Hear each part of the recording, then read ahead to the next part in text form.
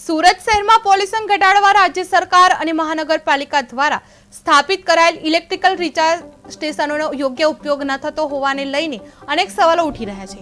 કતારગામ આશ્રમ પાસે આવેલા recharge station પર ખાનગી વાહનોનો અડિંગો જોવા મળી રહ્યો છે, જેના કારણે ઈ વાહન ચાલકોને અડચણો ભેગી થઈ રહી છે। લાખો રૂપિયાનું આંધણ કરીને બનાવાયેલા આ સ્ટેશનો પર માત્ર એકાદ બે વાહનો જ રિચાર્જ કરવામાં આવે છે। મહાનગરપાલિકા દ્વારા સ્થાપિત આ સુવિધા લાગતું હતું કે અવ્યવસ્થાનો શિકાર બની ગઈ છે। લોકોને જે પરિણામ મળવું જોઈએ એ મળતું નથી અને રોકાણનું વ્યાજબી વળતર મળતું ન હોવાને લઈને શહેરીજનોમાં નિરાશા છે।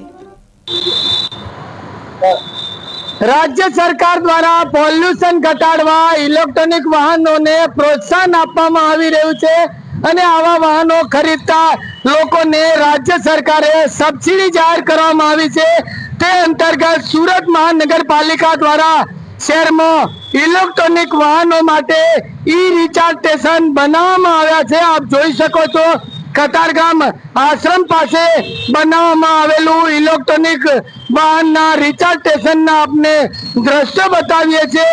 અહીંયા છેલ્લા 1 કલાકથી એક પણ વાહન રિચાર્જ માટે પહોંચ્યું નથી। સ્થાનિક જે ઇલેક્ટ્રિક રિચાર્જ સ્ટેશન ઉપર કામગીરી કરતા કર્મચારી સાથે વાત કરવાનો પ્રયત્ન કર્યો, પરંતુ ઓન કેમેરા તેઓએ જણાવ્યું નહીં, પરંતુ તેઓ દ્વારા એ જણાવ્યું કે અહીંયા આવે તો એક બે વાહનો આવે, ન આવે તો એક પણ વાહન ન આવે। ત્યારે સુરત મહાનગરપાલિકા દ્વારા લાખો કરોડો રૂપિયાનું આંધણ કરવામાં આવ્યું છે, પરંતુ પરિણામ જે મળવું જોઈએ એ પરિણામ મળતું નથી। ખાસ કરીને ઇલેક્ટ્રોનિક વાહન જે રિચાર્જ સ્ટેશન ખાસ કરીને ખાનગી વાહનોનું એક પાર્કિંગ બની ગયું છે। આપને સીધા દ્રશ્ય બતાવીએ છીએ। ઇલેક્ટ્રોનિક વાહનોનું વેચાણ વધે જે હેતુથી રાજ્ય સરકાર દ્વારા આવા વાહનો ખરીદતા વાહન ચાલકોને સબસિડી જાહેર કરવામાં આવી છે।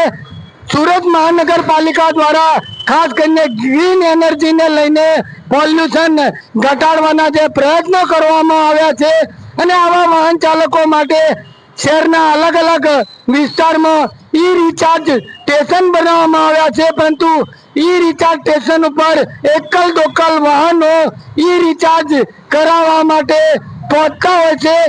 ત્યારે સવાલો જરૂર ઉઠી રહ્યા છે કે મહાનગરપાલિકા દ્વારા જે લાખો કરોડો રૂપિયાનું આંધણ કરવામાં આવ્યું છે, પરંતુ પરિણામ જે મળવું જોઈએ એ મળતું નથી। કેમેરામેન આરિફ સાથે બલદેવ દેસાઈ, KTV ન્યૂઝ ગુજરાતી, સુરત।